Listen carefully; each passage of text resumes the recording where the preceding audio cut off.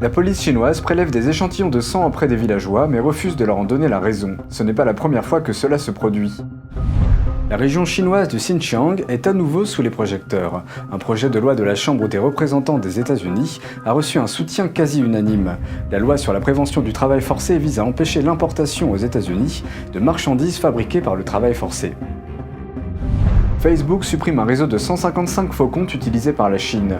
L'une des cibles du réseau était les élections américaines de 2020. La Chine a honoré le 100e anniversaire de la naissance d'un général décédé et a fait l'éloge de ses contributions exceptionnelles. C'est cet homme qui a donné l'ordre d'abattre des manifestants non armés lors du massacre de la place Tiananmen en 1989. Et le secrétaire d'État Mike Pompeo met en garde les politiciens américains contre l'influence chinoise. Il a déclaré que les diplomates chinois locaux pourraient essayer de les courtiser dans le cadre de la campagne d'espionnage de Pékin.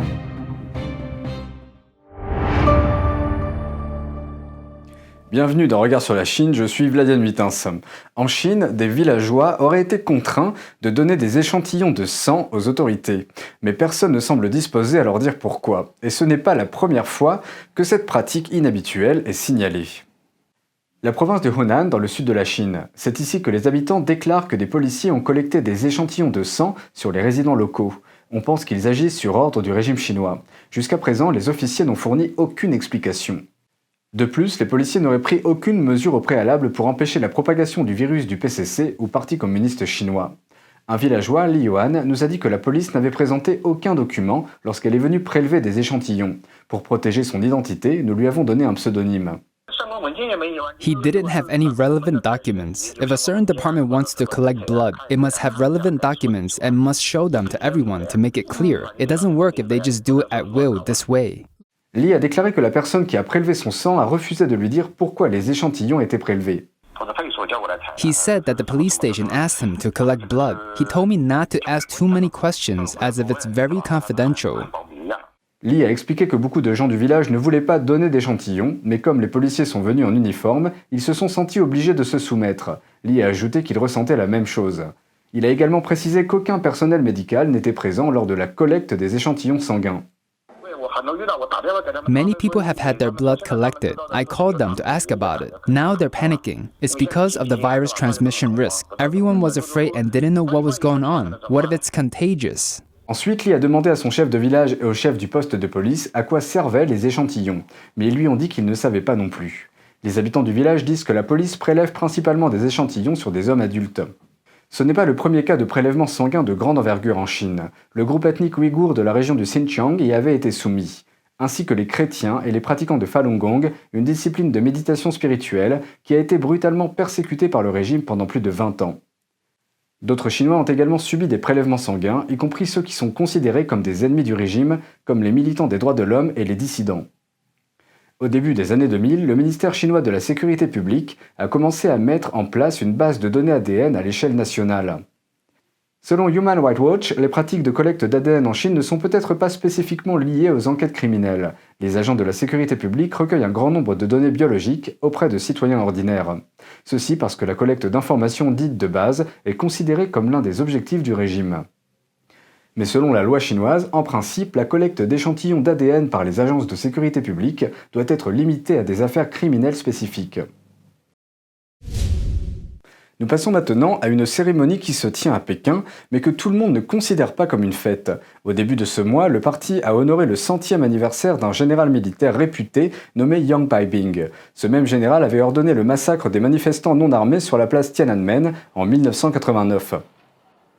Le 4 juin 1989, les militaires chinois ont ouvert le feu sur les étudiants et les civils de la place Tiananmen à Pékin.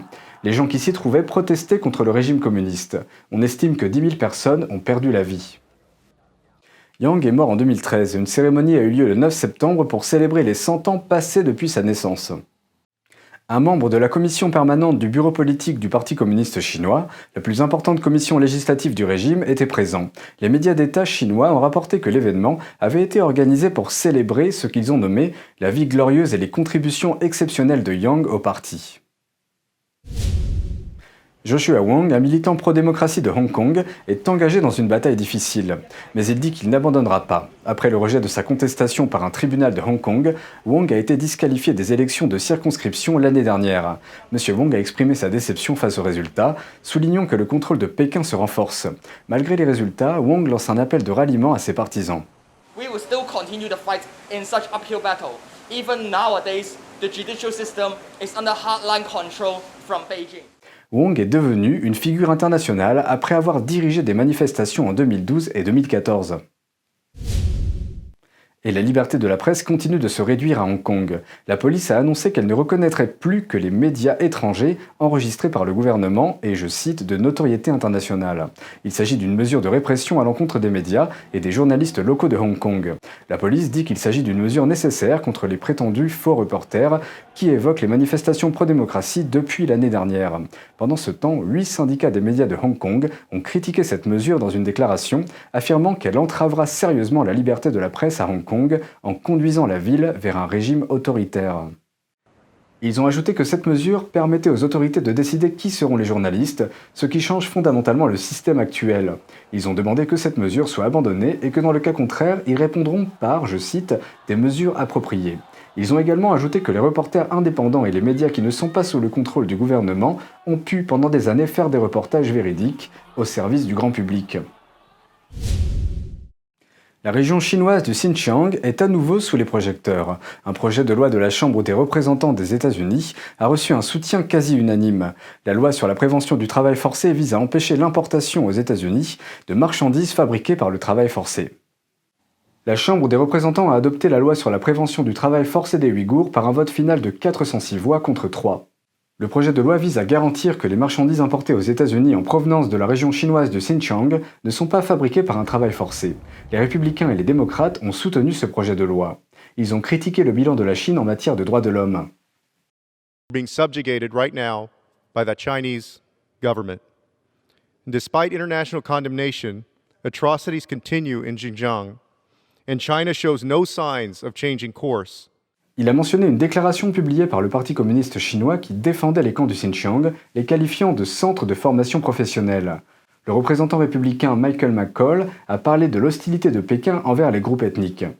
This is all part of a deliberate program by the CCP to wipe out their ethnic identity, their religion, their culture, anything that might compete with the Communist Party for their loyalties and affection.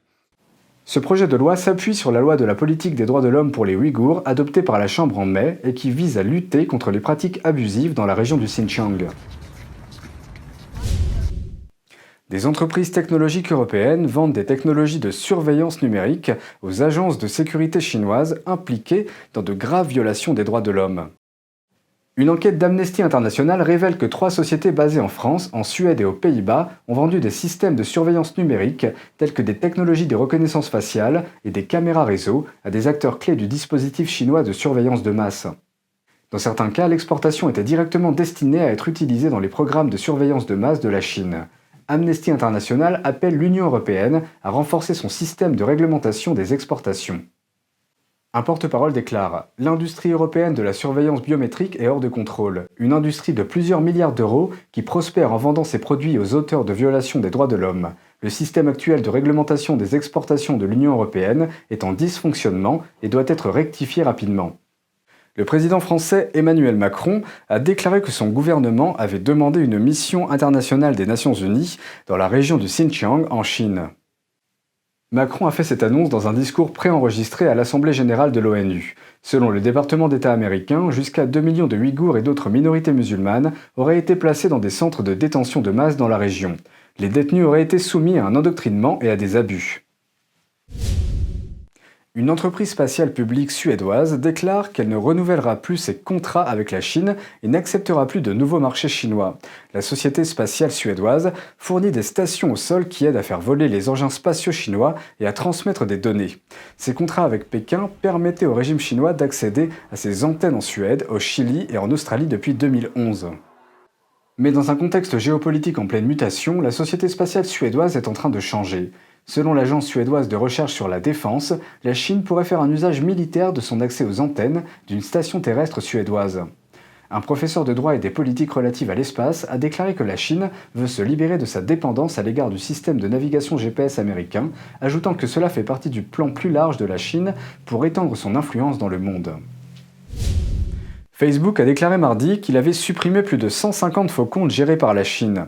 Il s'agit notamment de comptes affichant des informations sur l'élection présidentielle américaine. La déclaration indique que les responsables de ces comptes se sont coordonnés entre eux. Ils ont également pris des mesures de sécurité opérationnelle pour dissimuler leur identité et leur emplacement en utilisant des VPN. L'enquête de Facebook a permis de trouver des liens avec des personnes de la province chinoise du Fujian. Les comptes publiés en chinois, philippin et anglais à propos de l'actualité mondiale.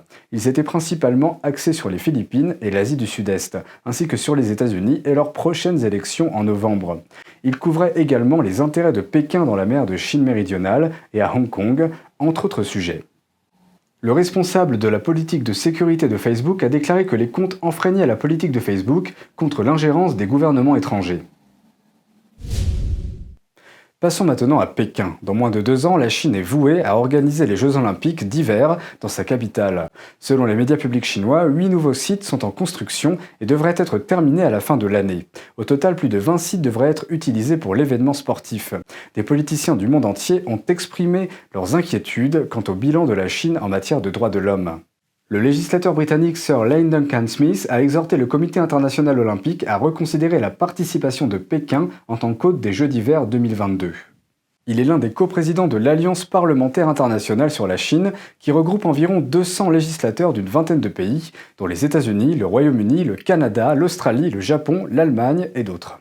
Le sénateur américain Marco Rubio a publié sur son compte Twitter « Difficile à croire, alors que Pékin censure les journalistes indépendants, réprime les libertés à Hong Kong et commet des abus flagrants au Xinjiang, en Mongolie intérieure et au Tibet, la Chine accueillera les Jeux Olympiques d'hiver de 2022 dans 16 mois seulement. En quoi cela est-il justifiable ?»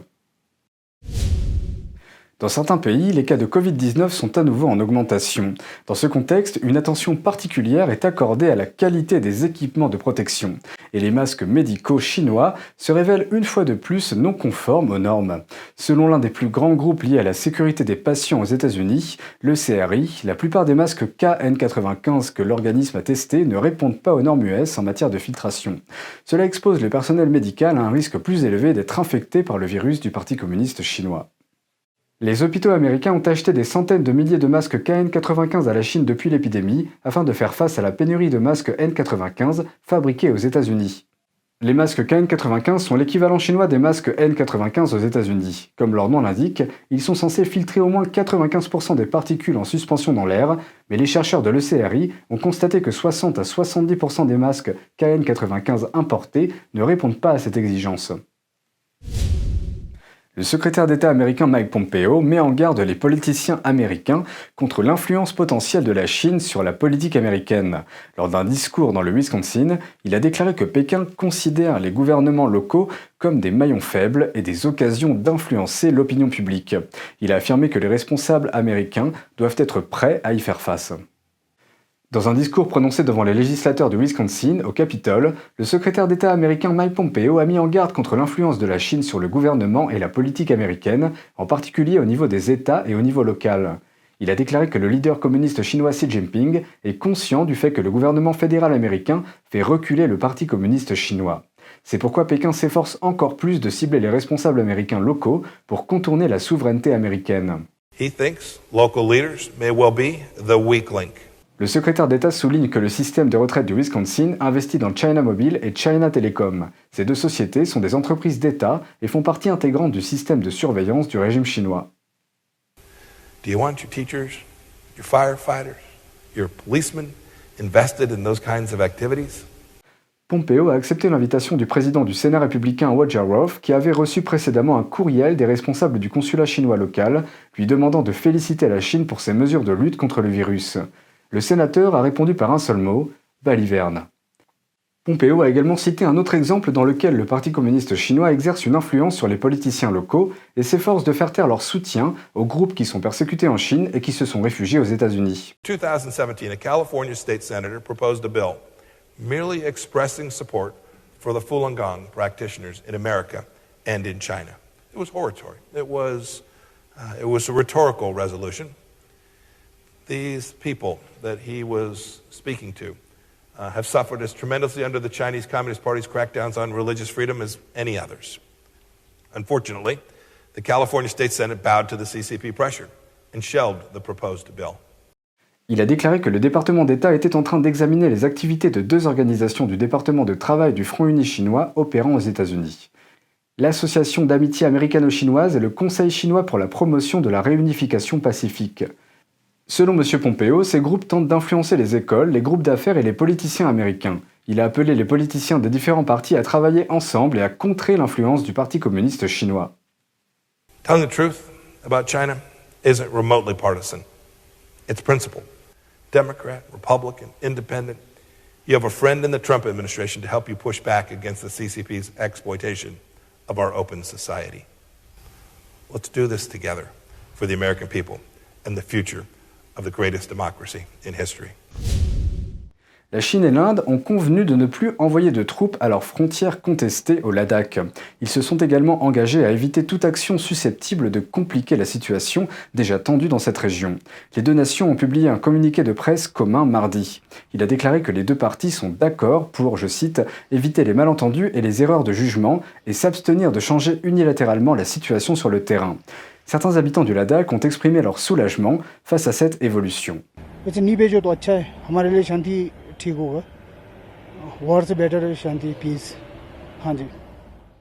Mais un expert indien a des doutes sur la crédibilité de Pékin. The Indian army need to be prepared and ready for any contingency or any challenge which can come because it is difficult to believe what the Chinese are saying. Des milliers de soldats indiens et chinois sont actuellement amassés le long de la frontière contestée. Suite à notre récent reportage sur l'arrestation du dissident et poète chinois Wang Zhang et de son épouse, ainsi que la mise en résidence surveillée de la mère de Wang avec leurs 4 jeunes enfants, certains de nos téléspectateurs ont demandé comment est-il possible qu'ils aient pu avoir 4 enfants. En effet, jusqu'à récemment, la Chine appliquait avec détermination sa fameuse politique de l'enfant unique. Cette politique est restée en vigueur jusqu'en 2015, date à laquelle les autorités ont annoncé un léger assouplissement de la restriction. Aujourd'hui, les familles sont limitées à 2 enfants. La politique de l'enfant unique a engendré de nombreux problèmes dans la société chinoise. Par exemple, le ratio entre les jeunes adultes et les adultes plus âgés a commencé à diminuer, ce qui a causé des problèmes de main-d'œuvre au sein du pays. De même, la population masculine a commencé à dépasser largement la population féminine. Ceci parce que les parents choisissaient souvent d'avorter les bébés de sexe féminin pour avoir des enfants de sexe masculin. Retour au poète Wang Zhang. Nous ne pouvons pas confirmer la raison pour laquelle il a aujourd'hui 4 enfants. Mais normalement, lorsque des citoyens chinois cherchent à avoir plus d'enfants que ce qui est autorisé par le régime, la mère doit se cacher des autorités pendant sa grossesse. Après la naissance de l'enfant, les parents sont également obligés de payer une très grosse amende en guise de punition. Et c'est tout pour aujourd'hui, merci d'avoir suivi Regard sur la Chine, on se retrouve demain pour une prochaine émission. N'hésitez pas à réagir, à commenter ou à vous abonner à la chaîne YouTube. Si vous êtes déjà abonné, vous pouvez cliquer sur le symbole en forme de cloche pour être tenu informé en temps réel de la publication de nos vidéos. Très bonne soirée et à bientôt.